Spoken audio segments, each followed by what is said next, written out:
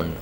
مصیبت کا وقت ہے، وہ مصیبت گزر جاتی ہے، ہنس کے بھی گزر جاتی ہے اور رو کے بھی گزر جاتی ہے، واہ ویلا کر کے بھی گزر جاتی ہے، جزا فضا کریں گے پھر بھی وہ گزر جائے گی. لیکن کچھ لوگ مصیبت کے اندر بتائی کیا کرتے ہیں، وَبَشِّرِ الصَّابِرِينَ. اللہ کریم فرماتے ہیں وَلَنَبْلُوَنَّكُمْ بِشَيْءٍ مِّنَ الْخَوْفِ وَالْجُوعِ وَنَقْصٍ مِّنَ الْأَمْوَالِ وَالْأَنفُسِ وَالثَّمَرَاتِ. کتنی چیزیں ہیں جو جن کے بغیر انسان کی زندگی مشکل ہے، لیکن اللہ کریم فرماتے ہیں ہم ان چیزوں سے اپنے بندوں کو آزماتے ہیں. جب وہ اس آزمائش میں پورا اترتے ہیں، مصیبت میں کامیاب کون ہے؟ وہ ہے جس نے مصیبت میں بھی اپنے رب سے امید اور اپنے رب کا دروازہ نہیں چھوڑا. قالوا ربنا اللہ ثم استقاموا. جب ہمارے محبوبوں کی نشانی یہ ہے، وہ اللہ کو جب اپنا رب مان لیتے ہیں، ثم استقاموا، پھر وہ اس پہ ڈٹ جاتے ہیں. تتنزل علیہم الملائکہ، پھر ان پر آسمان سے فرشتوں کا نزول ہوتا ہے. تو مشکلات زندگی کا حصہ ہیں، یہ آزمائش اللہ رب العزت اپنے محبوبوں کو عطا کرتا ہے، اور اس آزمائش میں جو کامیاب ہوتا ہے اللہ کریم ان کے اوپر اپنی رحمتوں کا نزول فرماتے ہیں. صلوات من ربہم ورحمہ. میں دیکھیے شروع کہاں سے ہوئے تھے کہ وہ لوگ جو اپنی جانوں کو ہماری راہ میں قربان کرتے ہیں، اپنی جانوں کو نچھاور کر دیتے ہیں، ہم اپنے بندوں کو ان ساری چیزوں سے آزماتے ہیں. مال میں نقصان سے آزماتے ہیں، بھوک سے آزماتے ہیں، جان کے نقصان سے آزماتے ہیں، اور یہ ساری چیزیں آزمائش ہیں. اس کے بعد ہماری طرف سے اجر عظیم ہے. تو اب آپ سمجھ گئے اللہ نے جتنے بھی انبیاء کو مشکلات میں مبتلا کیا، ہر مشکل کے اندر میرے رب کا فضل چھپا ہوتا ہے. حضرت ابراہیم علیہ السلام کی پوری زندگی ابتلا، آزمائش، امتحان. اور رسول اللہ صلی اللہ علیہ وسلم ارشاد فرماتے ہیں دنیا میں جتنے بھی انبیاء آئے ہیں ان نبیوں میں سب سے زیادہ مجھے ستایا گیا ہے، مجھے مشکلات میں مبتلا کیا گیا، مجھے پریشانیوں کا سامنا کرنا پڑا ہے. میں نے ان تمام آزمائشوں میں بھی کبھی بھی کسی کے لیے ایسی دعا نہیں کی کہ ان کو عذاب میں مبتلا کر دیا جائے. تو رسول اللہ صلی اللہ علیہ وسلم کی زندگی میں یہ ساری آزمائشیں تھیں، اور یہ ظاہری حیات میں بھی آزمائشیں تھیں، اور آپ کو پتہ تھا کہ میرے بعد بھی آزمائشیں ہیں. حضرت امام حسن کی آزمائش کا علم تھا، حضرت امام حسین رضی اللہ تعالیٰ عنہ کی آزمائش کا، حضور علیہ الصلوۃ والسلام کو ساری چیزوں کا علم تھا.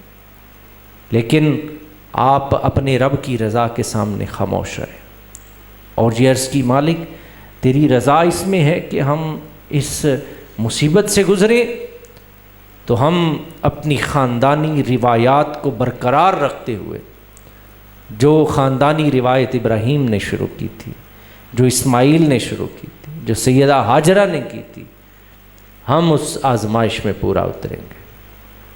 تو یہ رسول اللہ صلی اللہ علیہ وآلہ وسلم کا خاندان بھی اسی تسلسل کو برقرار رکھے ہوئے تھا. وہ تسلسل جو حضرت ابراہیم کی زندگی میں باعث ابتلا والا تھا، آزمائش والا، وہ آزمائش یہاں پر بھی تھی. اور چونکہ رسول اللہ کو جو اس خاندان کے ساتھ جوڑا گیا، جس خاندان سے قریبی تعلق رہا اور بہت زیادہ قریبی تعلق رہا، وہ خاندان کس کا ہے؟ وہ جناب ابو طالب کا خاندان ہے، وہ علی المرتضیٰ کا خاندان ہے. وہ حضرت فاطمہ بنت اسد کا خاندان ہے۔ تو اس خاندان سے حضور علیہ الصلاۃ والسلام کو شروع سے ہی بڑی محبت تھی۔ اس کی وجہ یہ تھی کہ رسول اللہ صلی اللہ علیہ وآلہ وسلم کے دادا حضرت عبد المطلب جب دنیا سے رخصت ہوئے تو حضور علیہ الصلاۃ والسلام کی حفاظت، آپ کی پرورش کی ذمہ داری جناب ابو طالب کو عطا ہو گئی۔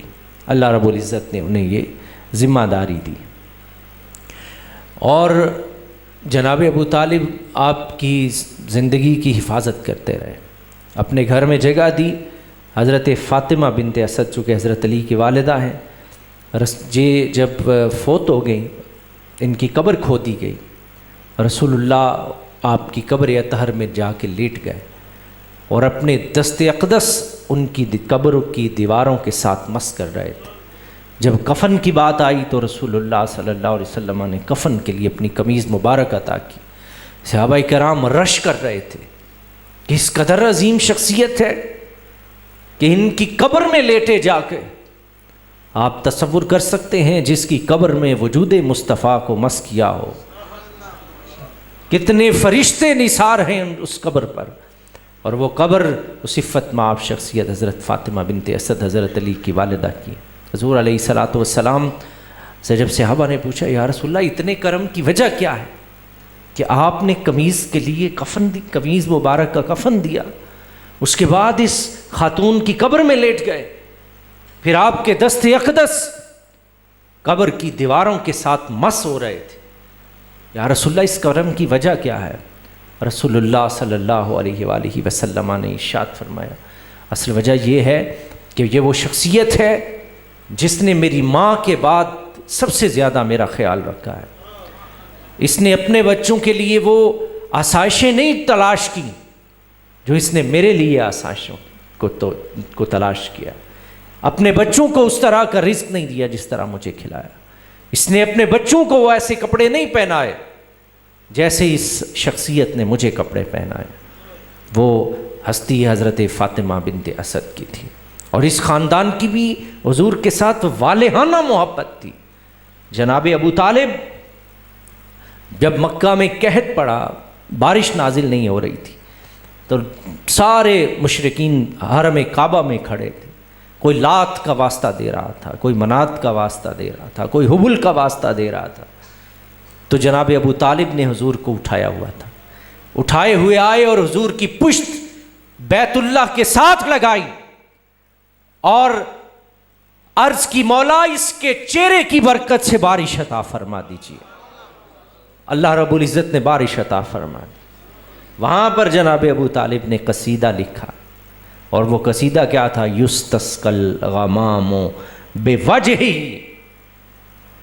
آپ نے وہ وَبْيَدُّ یستسقی الغمام بوجہہ، یہ وہ چہرہ ہے، یہ وہ روشن چہرہ ہے جس چہرے کی برکت سے میرا رب بارشوں کو نازل فرماتا ہے۔ ثمال الیتامی عصمۃ للارامل، قذبتم وبیت اللہ نبضی محمدا، فرمایا کہ مکے کے کافروں تم نے جھوٹ کہا ہے کہ ہم اس کے دین کو ختم کر دیں گے، یاد رکھنا تم نے جھوٹ بولا ہے۔ قذبتم وبیت اللہ نبض محمدا ولما نطائن حولہ وننادلی، آپ نے ارشاد فرمایا یاد رکھنا تم نے جو جھوٹ بولا ہے، یاد رکھنا کہ جب تلواریں اٹھیں گی تو دیکھنا ہم اپنی تلواروں سے کیسے تمہاری کھوپڑیاں اڑا کے رکھ دیں گے، جس نے اس کی طرف دیکھنے کی جرت نہیں کی۔ تو یہ دیکھیے جناب ابو طالب نے آپ کا دفاع کیا، اسلام کا دفاع کیا، رسول اللہ صلی اللہ علیہ وآلہ وسلم کی جس قدر حفاظت کی وہ تاریخ جانتی ہے۔ حضور علیہ الصلاۃ والسلام ایک دفعہ مسجد نبوی میں خطبہ جمعہ ارشاد فرما رہے تھے، یہ بدو آ گئے دور دراز سے، آ کے عرض کی یا رسول اللہ ہمارے مال مویشی مر رہے ہیں، قحط کا سما ہے، پانی کوئی نہیں، چارہ ختم ہو گیا۔ تو دعا کیجیے اللہ کریم بارش عطا فرما دے۔ صحابہ کہتے ہیں حضور نے دست اقدس ابھی اٹھائے تھے کہ آسمان سے چھم چھم بارش برسنا شروع ہو گئی، اور اس قدر بارش شروع ہو گئی کہ پانی کے قطرات رسول اللہ کی ریش مبارک سے ظاہر ہونا شروع ہو گئے، اس قدر موسلادھار بارش شروع ہوئی۔ کہتے ہیں بارش ہوتی رہی، 8 دن اگلے جمعہ حضور پھر مسجد نبوی میں جمعہ ارشاد فرما رہے، وہ بدو دوبارہ آ گئے، آ کے عرض کی یا رسول اللہ دعا کریں اللہ کریم بارش کو روک دے، اب تو ہمارے مال مویشی پانی کی وجہ سے مرنا شروع ہو گئے، تو ہمارے پاس اب راستے جو ہیں وہ ختم ہو گئے ہیں، راستے بھی بارش کی وجہ سے مسدود ہو کے رہ گئے، اللہ سے دعا کیجئے اللہ کریم بارش کو ٹال دے۔ تو حضور علیہ الصلاۃ والسلام نے آسمان کی طرف اشارہ کیا اور اللہ سے عرض کی لا، اور بارشوں کو بادلوں کو حکم دیا لا علینا وہوا علینا، جاؤ دور دراز برسو ہم پر نہ برسو۔ حضور نے جب یہ منظر دیکھا، حضور نے فرمایا کوئی شخص ہے جسے میرے چچا ابو طالب کے وہ اشعار یاد ہوں جو انہوں نے بچپن میں کہے تھے، اور صحابہ کرام نے ان میں سے ایک شخص کھڑا ہوا، وہ حضرت علی المرتضیٰ شیر خدا تھے، چونکہ انہی کے باپ نے کہے تھے، تو اس کا مطلب ہے رسول اللہ کی نعت پڑھنا، رسول اللہ کے سامنے پڑھنا، یہ صحابہ کرام کی سنت ہے اور یہ اہل بیت کی سنت ہے۔ ہم مسجدوں میں نعت پڑھتے ہیں، شرماتے نہیں، بہت سارے لوگ شرماتے ہیں جی مسجد مسجد جو اور گئے تو نہ ہی نہیں جی لینا چاہیے، یہ کاش یہ ملا اس وقت اگے ہوتے اور رسول اللہ کو مشورہ دیتے کہ جی مسجد میں آپ کیا کر رہے ہیں، مسجد میں نعت شروع کر دیا آپ نے۔ دیکھیے رسول اللہ نے حکم ارشاد فرمایا، اور وہ کس نے نعت پڑھی، وہ قصیدہ اعلامیہ کس نے پڑھا؟ مسجد نبوی ہے، نعت خان علی المرتضیٰ ہے، اور کلام جناب ابو طالب کا ہے، رسول اللہ صلی اللہ علیہ وسلم۔ تو حضرت علی عرض کرنے لگے یا رسول اللہ آپ کی مراد کہیں یہ تو نہیں تھی وَبْيَدُّ يُسْتَسْقَى الْغَمَامُ بِوَجْهِهِ، کہیں آپ یہ تو نہیں سننا چاہ رہے؟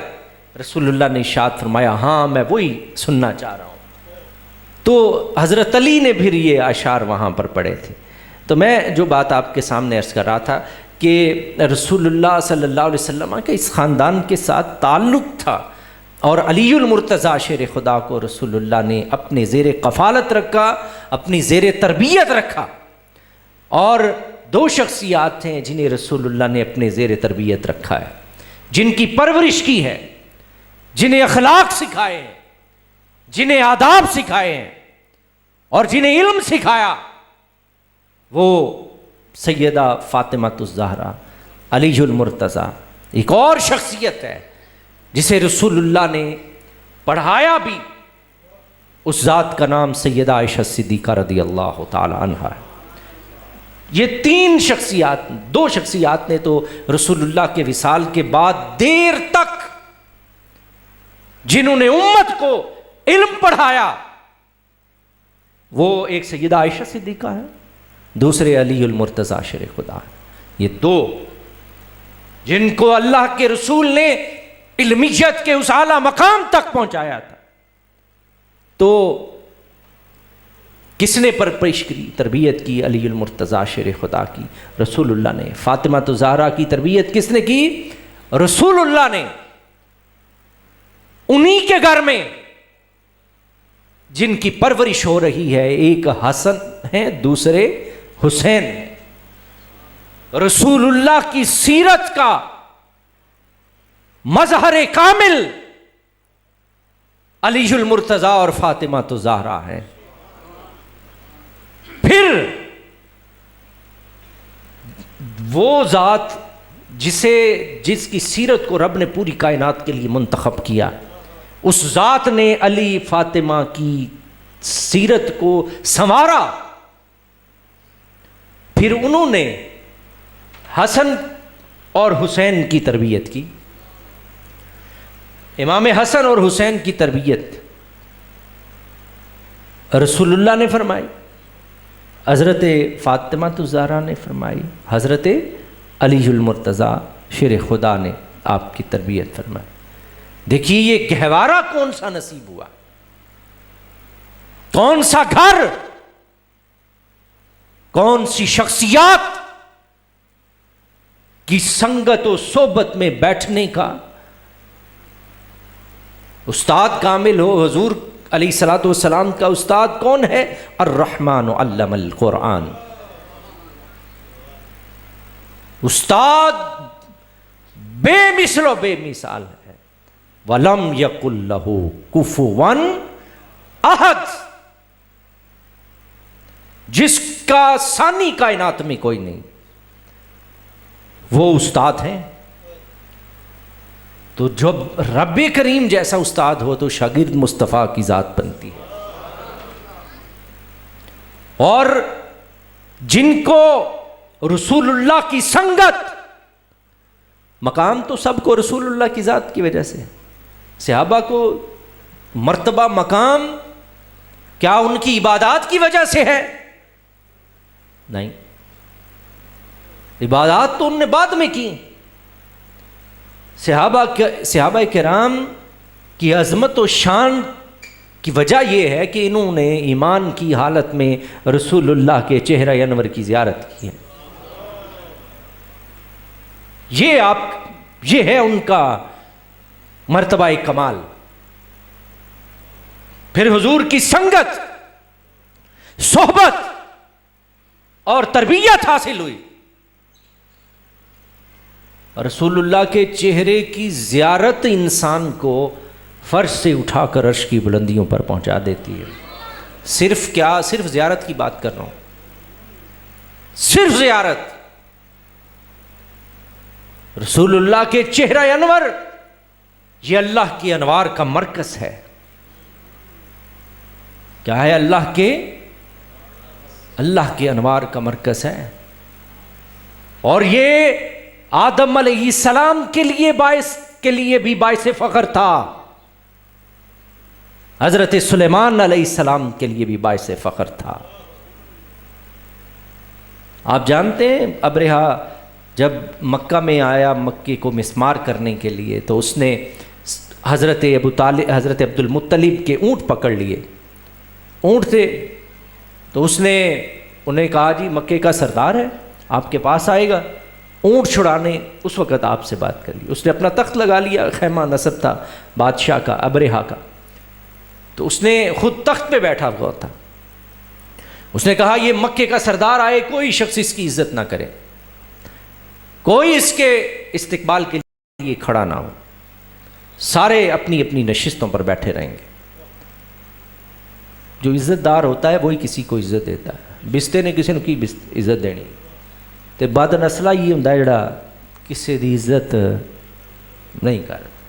ایک دفعہ صحابہ کرام تشریف فرما تھے، بیٹھے تھے حضور کی بارگاہ میں حاضر تھے، ایک سردار آئے، صحابہ ظاہری سی بات ہے پروٹوکول کا تقاضا بھی یہی تھا، رسول اللہ بیٹھے ہوں تو کوئی کیوں کھڑا ہو، صحابہ کرام نے اس کو کوئی لفٹ نہ کروائی، بیٹھے رہے اسی طرح۔ حضور نے ارشاد فرمایا قوموا سیدکم، کھڑے ہو جاؤ اس کے استقبال کے لیے۔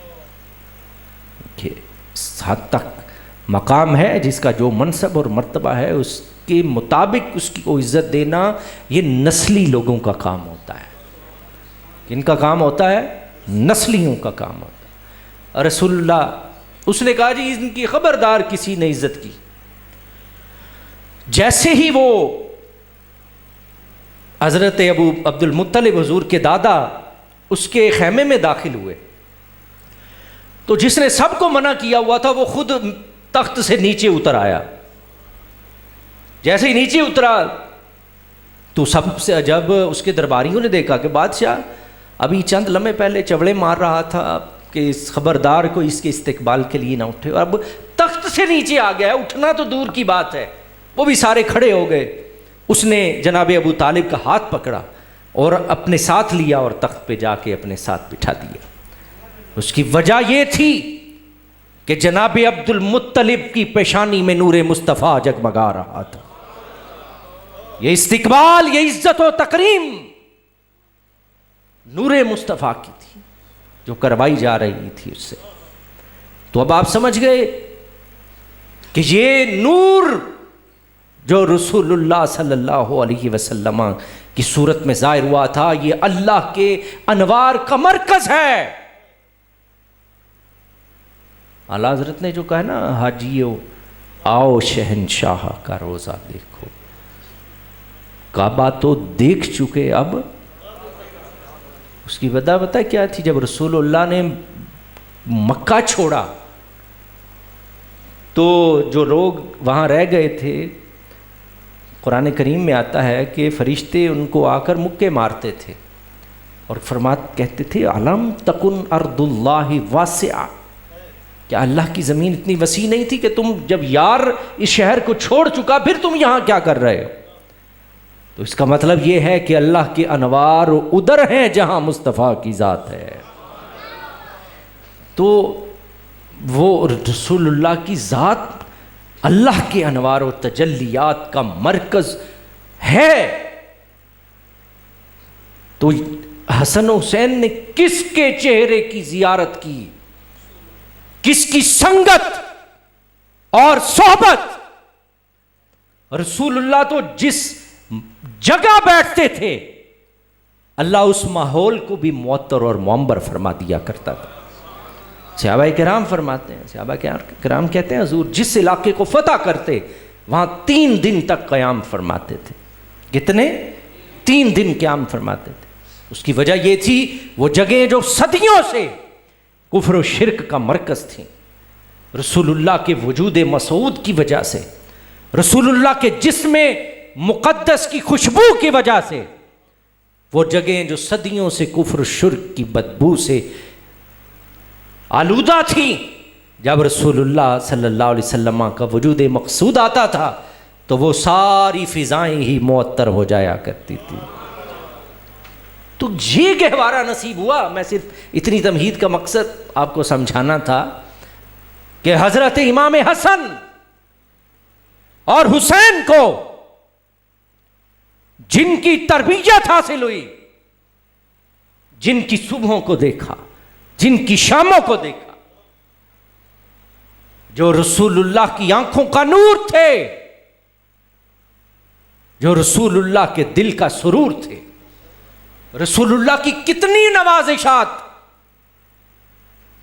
حسن و حسین پر ہوئی ہوں گی۔ اور یہ تو رسول اللہ صلی اللہ علیہ وآلہ وسلم کے انوار کا مرکز بھی حسن و حسین قرار پائے، کیونکہ فاطمہ تو زہرا کو فرمایا فاطمہ تو بضعۃ منی، فاطمہ میرا حصہ ہے۔ فاطمہ یہ مرتبہ اور مقام کائنات میں کسی کو حاصل نہیں ہے۔ اس مقام میں، اس مرتبے میں فاطمہ تو زہرا یکتا ہے۔ پوری کائنات میں کسی کے بارے میں رسول اللہ نے نہیں فرمایا کہ یہ میرا حصہ ہے، یہ امام الانبیاء کا حصہ ہے۔ یہ فقط فاطمہ تو زہرا کو حضور نے یہ مرتبہ عطا کیا۔ اسی لیے جو حضور کی فاطمی اولاد ہے حضرت علی المرتضیٰ کی، سید وہی ہیں، وہی سادات ہیں۔ غیر فاطمی اولاد وہ سید نہیں ہے۔ سید سادات کون سی اولاد ہے؟ جو سیدہ فاطمہ الزہرا سے ہے۔ اس کی بات آپ سمجھ گئے کتنا بلند مرتبہ اور مقام حاصل ہے فاطمہ الزہرا کو۔ تو یہ گہوارہ نصیب ہوا حضرت امام حسن کو اور حضرت امام حسین رضی اللہ تعالی عنہ کو، جنہوں نے تربیت پائی، آپ کی گود میں آپ کی صبحوں کو دیکھا، آپ کی شاموں کو دیکھا۔ حضور علیہ الصلوۃ، حضرت علامہ اقبال سے کسی نے حضرت فاطمہ الزہرا کے بارے میں پوچھا کہ حضرت مریم کا بلند مرتبہ ہے یا حضرت فاطمہ الزہرا کا بلند مقام ہے؟ تو حضرت اقبال کے فارسی کے بڑے خوبصورت اشعار ہیں۔ آپ فرماتے ہیں مریم از یک نسبت عیسیٰ عزیز، حضرت مریم کو ایک نسبت حاصل ہے کہ کہ وہ حضرت عیسیٰ علیہ السلام کی والدہ ہے. ایک نسبت حاصل ہے، از سے نسبت حضرت زہرا عزیز. حضرت فاطمہ کو 3 نسبتیں حاصل ہیں. نور چشم آن رحمت للعالمین، یہ رحمت للعالمین کی آنکھوں کا نور ہے، یہ پہلی فضیلت حاصل ہے. امام اولین و آخرین، جو اولین اور آخرین کے امام ہیں، یہ ان کی بیٹی ہیں. بانوے تاجدار حل عطا، اور انہیں علی المرتضیٰ کی زوجہ ہونے کا شرف حاصل ہے. یہ دوسری فضیلت ہے. مادر پرکار عشق کو قافلہ سالار عشق، اور یہ ان کی ماں ہے جو عشق کی پرکار ہے. عشق معرفت کا مرکز و منبر کون ہے؟ امام حسن و حسین ہے. مادر پرکار عشق، قافلہ سالار عشق. یہ موضوع میرا نہیں ہے، میں اس پہ اب وقت ختم ہو گیا ہوا ہے، اس پہ گفتگو کبھی آپ سے پھر کبھی عرض کی جائے کہ حسن و حسین عشق الہی کے کس منصب پر فائز تھے. روحانیت، زہد، عبادت اور علمیت، یہ 4 چیزیں ہیں.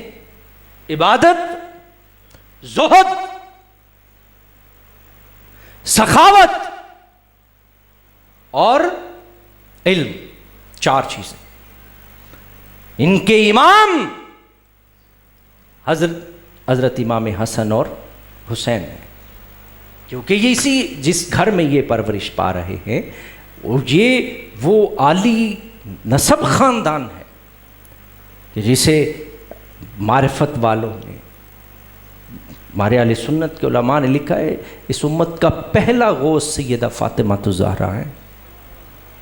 پہلا جنہیں غوثیت حاصل ہے وہ حضرت فاطمہ الزہرا کی، کیونکہ آپ کا زہد اور آپ کے خامند علی المرتضیٰ کا زہد، یہ زہد زہاد میں سے ہیں. کن میں سے ہے؟ جو زہد کے حامل ہیں. رسول اللہ نے یہ سند عطا کی ہے. کس نے سند عطا کی؟ زہد، تصوف، عبادت، ذوق، عشق الہی. حضور فرماتے ہیں میرا علی زہد عیسیٰ پر ہے. کس کے زہد پہ ہیں؟ حضرت عیسیٰ علیہ السلام. فرمایا جس طرح حضرت عیسیٰ اپنے زہد میں یکتا تھے، اپنی درویشی کہہ لیں اس کو، میرا علی زہد عیسیٰ پر ہے. اتنا بڑا مقام. تو یہ گہوارہ نصیب ہوا حضرت امام حسن کو اور حضرت امام حسین رضی اللہ تعالی عنہ کو. اور یہی وہ افراد ہیں جو کربلا کی سرزمین پر آئے. سارے کربلا کے واقعات ایک طرف، رسول اللہ کا کربلا کی سرزمین پر خود موجود ہونا، اس کو سب مانتے ہیں. حضور موجود تھے. مستند بات کر رہا ہوں. اس سے زیادہ کربلا اور کیا بیان کی جا سکتی کہ رسول اللہ صلی اللہ علیہ وآلہ وسلم خود کربلا کی سرزمین پر اپنے خاندان کو شہید ہوتا ہوا دیکھ رہے ہیں. یہ چھوٹی فضیلت ہے، یہ چھوٹا مرتبہ ہے، یہ چھوٹا مقام ہے. ان کے عزت، مرتبہ اور مقام کے لیے یہ عام بات نہیں ہے کہ جن کی قربانی کو دیکھنے کے لیے حضرت علامہ اقبال کہتے ہیں غریب و سادہ و رنگی ہے داستانی حرم، نہایت اس کی حسین ابتدا ہے اسماعیل۔ جس طرح اسماعیل اپنی قربانی میں بے مثل و بے مثال ہیں، وہاں تو جنت سے مینڈا آ گیا تھا، لیکن یہاں بنفس نفیس فرماتے ہیں اس قربانی کی ابتدا اسماعیل نے کی تھی، اسے انتہا تک حسین اور اس کے کنبہ نے پہنچا دیا ہے۔ وہ اس قربانی جس کو شروع ذبیح اللہ نے کیا تھا، اس قربانی کو مرتبہ کمال تک حسین اور آپ کے خانوادہ نے پہنچا دیا تھا۔ تو یہ وہ خاندان ہے، یہ وہ اشخاص ہیں جنہیں رب کریم نے، جن کی عظمتوں کو رب کریم نے بیان کیا۔ باقی جہاں قرآن آتا ہے، جہاں رسول اللہ کے فرامین آتے ہیں، وہ معتبر ہیں، یا جو تاریخ اپنی اپنی مرضی کی سب لکھوا کے گئے، وہ معتبر نہیں ہمارے لیے۔ ہم تاریخ کو دیکھیں گے جو اس قرآن کے سائے میں تاریخ، قرآن کے تابع ہوئی، اس تاریخ کو ہم مانیں گے، باقی چیزوں کو ہرگز ہم نہیں مانتے۔ تو اللہ رب العزت نے حضور علیہ الصلاۃ والسلام کے خاندان کو اسلام کا ایک قلعہ بنایا، یہ اسلام کے محافظین تھے، اور تربیت کی اور ان کو سکھایا، اس امت کو یہ درس دیا، لوگوں رسول اللہ کا دین بڑا قیمتی دین ہے، اس دین سے پیچھے نہیں ہٹتے، اس دین کو پس پشت نہیں ڈالتے۔ اللہ رب العزت سے دعا ہے اللہ کریم سے محفل پاک کو اپنی بارگاہ میں قبول و منظور فرمائے۔ اللہ رب العزت جن لوگوں نے اس کا اہتمام کیا، اللہ رب العزت ان کے رزق میں برکات عطا فرمائے۔ یہ اللہ کی توفیق خاص کے بغیر ممکن نہیں ہوتا۔ جس طرح سے اہلیان انولا اہل بیت اطہار کے ساتھ محبت اور عقیدت کا تعلق رکھتے ہیں، یہ صرف اور صرف میرے رب کریم کے خاص فضل اور رسول اللہ کے خاندان کی نگاہ کے بغیر یہ خلوص ممکن ہی نہیں ہوتا۔ تو جب اللہ رب العزت یہ خلوص، یہ محبت، یہ والہانہ تعلق اللہ کریم آپ کی اگلی نسلوں میں بھی اس کو برقرار رکھے۔ اللہ رب العزت اس بستی پر، ان کے فوت شدگان پر اللہ کریم اپنا خاص فضل فرمائے، فوت شدگان کی بخشش اور مغفرت فرمائے۔